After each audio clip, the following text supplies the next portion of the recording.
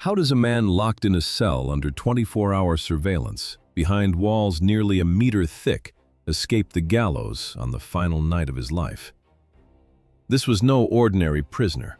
It was Hermann Göring, Hitler's right-hand man, commander of the Luftwaffe, and a defendant convicted of crimes against humanity at Nuremberg. On his final night, he outwitted the executioner and died on his own terms. Today, we go back in time to examine, step by step, the leading theories behind this mystery. Let's start at the beginning, the end of the Nazi regime and the fall of Hermann Göring. The story surrounding his death began to take shape in April of 1945, during the chaotic final days of the Third Reich. Hermann Göring had just seen Hitler for the last time on Adolf Hitler's birthday, April 20th of that year. After that, he packed his bags. And we are talking about a huge amount of luggage filled with works of art and personal belongings. He left his main residence and headed south for Obersalzberg, a kind of secluded mountain settlement in Bavaria reserved exclusively for Hitler and a handful of trusted leaders. A few days later, confused rumors began to spread that Hitler had suffered a nervous breakdown in the Berlin bunker. Following the succession law of 1941, Hermann Göring sent a message saying that he would assume power. But Martin Bormann, Hitler's sinister secretary, twisted the message and made it appear to be an attempted coup. As a result, Hitler ordered Göring's arrest and stripped him of all his titles. Hermann Göring was initially placed under SS house arrest at Obersalzberg until a British bombing raid destroyed the houses in the area. He was then moved to Mauterndorf Castle in Austria. It was there, on May 7, 1945, that he tried to reach the American lines, hoping to be received as Germany's legitimate leader after Hitler's death. But General Eisenhower was not about to let that happen. He ordered a special U.S. Army unit to capture Göring before the Red Army could get to him first. And here is the curious detail. Hermann Göring was found literally stuck in a traffic jam as he tried to flee. As soon as he fell into American hands, he was forced to remove all his medals and decorations. It was a calculated humiliation, making it clear that he would be treated as a war criminal, not as a soldier. From there, he was taken to Ashcan Camp, a special detention center set up inside a luxury hotel in Mondorf-les-Bains, Luxembourg. Hermann Göring's physical condition in 1945 was a serious concern. He stood 1 meter 73 tall, but weighed about 265 pounds, roughly 120 kilograms. He was also addicted to dihydrocodeine, a mild morphine derivative, taking the equivalent of 260 to 320 milligrams of morphine a day. The Americans needed him to survive until the trial, so they placed him on a strict diet and gradually weaned him off the pills. He lost a significant amount of weight, tens of kilograms, and became far more lucid. But in a sense, that worked against the Americans. A mentally sharper Hermann Göring proved a far more dangerous adversary in the courtroom. At the Nuremberg trial, Hermann Göring was charged with conspiracy, waging a war of aggression, war crimes, including the looting of works of art, and crimes against humanity directly linked to the Holocaust. He pleaded not guilty to every charge. One detail is particularly striking. Göring took an IQ test and scored 138 points. He knew he would be sentenced to death, but he was determined not to go down without a fight. Before the cameras and the judges, he was sarcastic and sharp, and on several occasions, he even outmatched his interrogators rhetorically. During the interrogation by the chief American prosecutor, Robert H. Jackson, the entire courtroom fell silent. Hermann Göring was the leading figure among the defendants, the most vivid embodiment of Nazi philosophy. After delivering a prepared speech of 55,000 words, he answered every challenge firmly, never concealing his pride in the war machine he had helped build. He remained in the witness box from March 13th to March 22nd, 1946. It was the British prosecutor, Sir David Maxwell Fyfe, who finally managed to turn the tide against him. In a private letter, Sir David Maxwell Fyfe wrote something like, "I have to take my hat off to the old crook. He keeps the interest right to the end." After being dismantled by Sir David Maxwell Fyfe's forensic interrogation, Hermann Göring lost much of the aura of leadership he had held over the other defendants. He began eating his meals alone, in isolation, and the unity among the prisoners inside began to unravel. On September 30th, 1946, after 218 days of trial, the sentences were read out. It surprised no one, not even Hermann Göring himself, when he was found guilty on all 4 counts and sentenced to hang. But this is where the story takes on a personal and dramatic dimension. Göring expected the death penalty, but what enraged him was the manner of execution. As a German officer and the Reich's only field marshal, he asked to be shot by firing squad rather than hanged like a common criminal. His request was denied, and it was apparently then that he decided to take his own life. The prison and its security. The Allies knew full well that the Nuremberg prisoners might try to evade justice by taking their own lives, so they took a series of precautions. During the trial, the defendants lived in individual cells in a prison attached to the courthouse, the Nuremberg Palace of Justice. The prison was commanded by Burton C. Andrus, a man who was extremely strict about discipline. Guards were instructed to treat the prisoners courteously and without disrespect. After all, until the final verdict, they were still technically innocent. The prison was dark, freezing in winter, and damp. Outside, 3 tanks were positioned at the entrances, with military police standing by to prevent any attack by Nazi sympathizers trying to free the prisoners. Soldiers from the American 1st Infantry Division were assigned specifically to this duty. And here is a remarkable detail.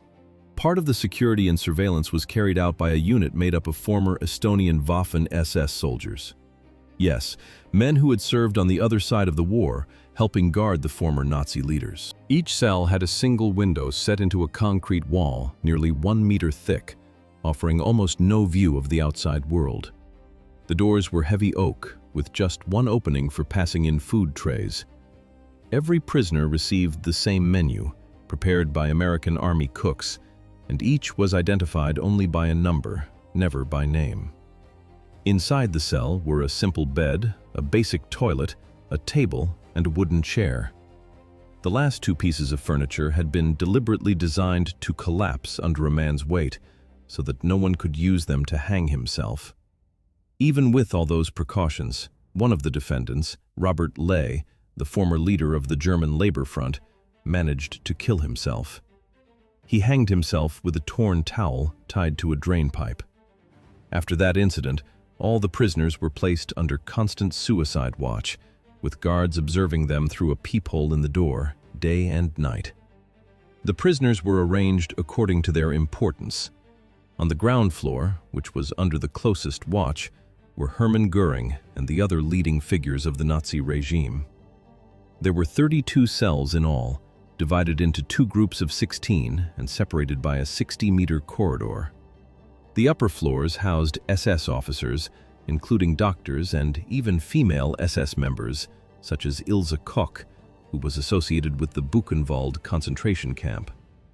And here's something interesting to note. Despite all that security, guards and prisoners did, in fact, develop an unexpected rapport. Years later, former guards reported that fraternization was constant.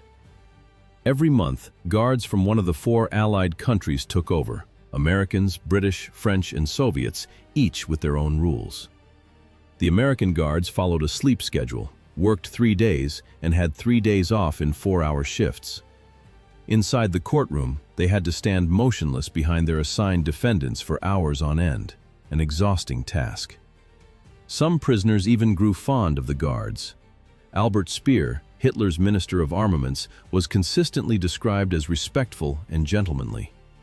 General Alfred Jodl, former Chief of Operations at Army High Command, and Joachim von Ribbentrop, former Foreign Minister, were also described as amiable.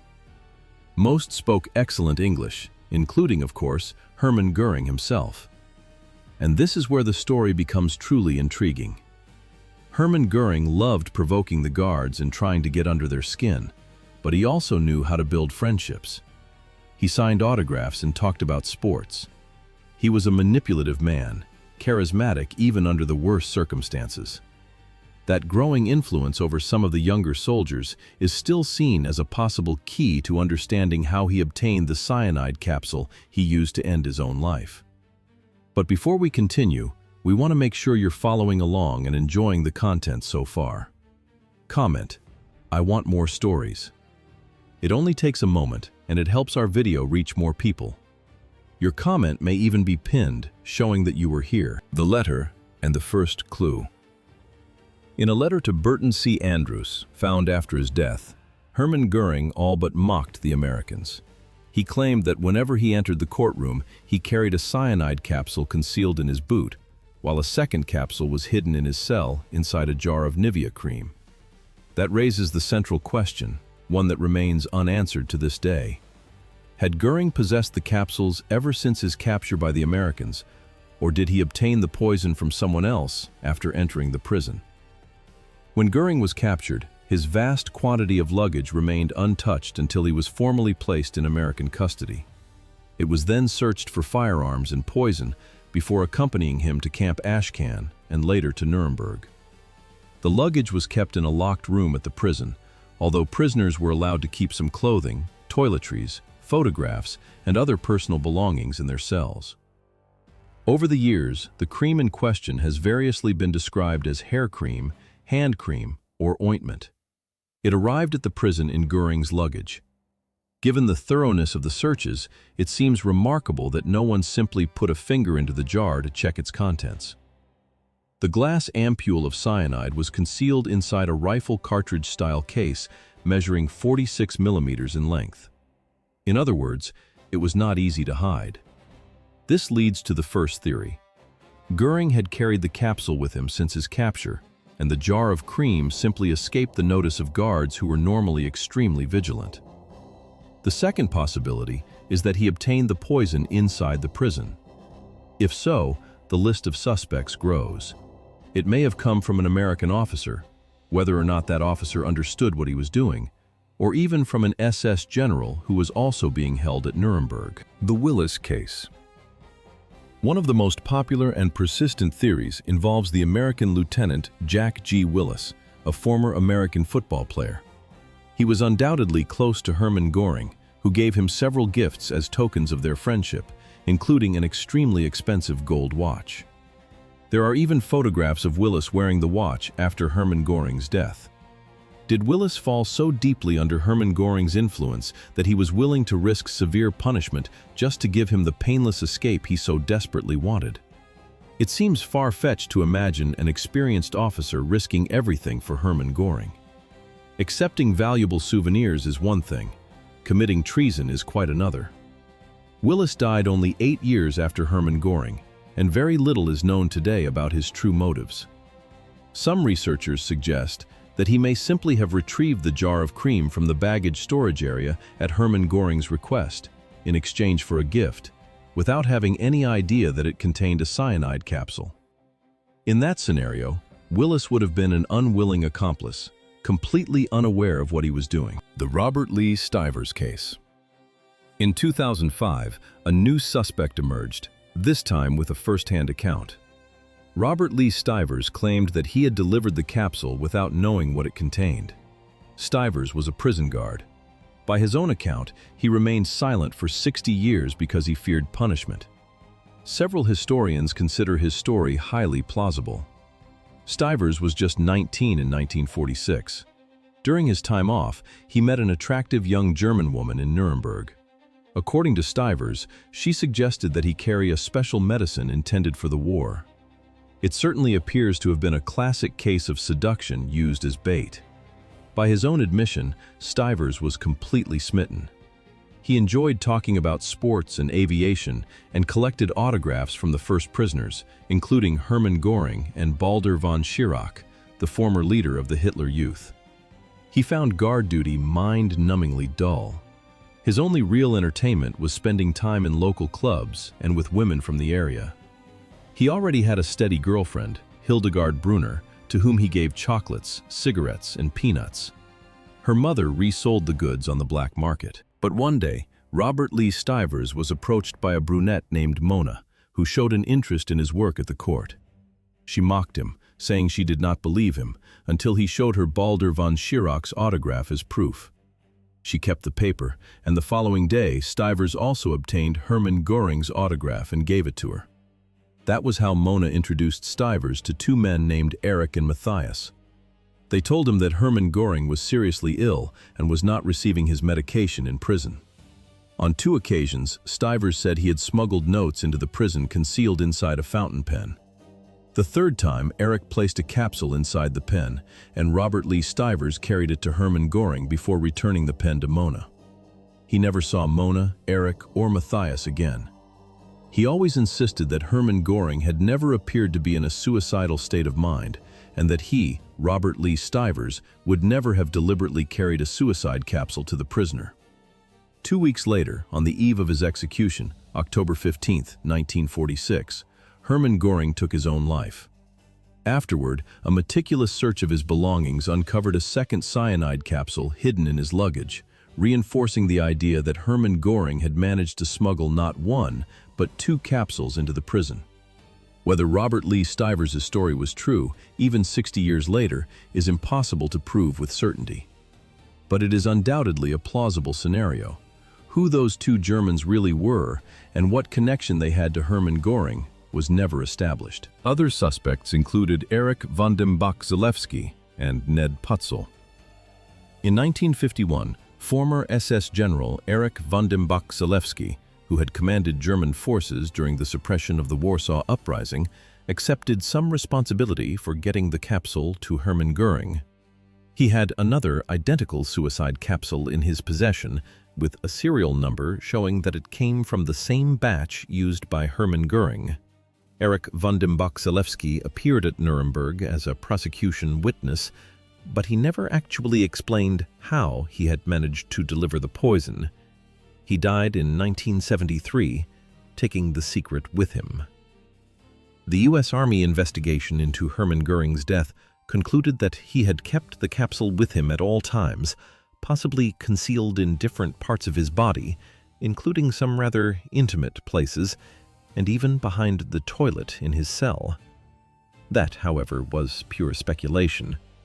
If he had really carried the capsule for that long, the most likely possibility was that it had been hidden inside the cream, as Hermann Göring himself admitted in his letter to Burton C. Andrus. There was also a 4th suspect, whose story emerged only 4 decades after Hermann Göring's death. Ned Putzel, a member of the Office of Strategic Services, the American wartime intelligence organization, and direct precursor to the CIA. Putzel served as an advisor to OSS Chief William Donovan. According to Putzel, he personally gave Göring the cyanide as a gesture of gratitude for Göring's cooperation with the organization, with the approaching Cold War in mind. Donovan, allegedly acting with tacit British approval, had ordered Putzel to deliver the poison as an act of mercy. As Putzel himself recounted in 2003, Göring was relieved. It was better to die that way than to be hanged. The problem with Putzel's story is that his description of the pill differs from the crushed glass ampule found in Göring's mouth after his suicide. So, after so many conflicting accounts, what is the most plausible explanation? There is no definitive answer. No one can say with absolute certainty what really happened. But among all these possibilities, one scenario does appear the most likely. The strongest candidate is Jack Willis for several reasons.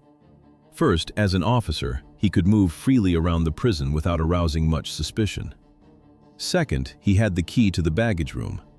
And third, he and Hermann Göring were clearly friends, largely because of their shared interest in hunting. Willis could easily have retrieved the jar of cream from Göring's belongings and taken it to his cell without having the slightest idea what was hidden inside. Pleased with his cooperation, Göring may have repaid him with a valuable gold watch and other mementos. The most likely explanation is that, before his capture, Göring hid 1 cyanide capsule in the cream and another in his luggage. Both simply went unnoticed during the searches because they were conducted by soldiers, not police officers trained for that kind of work.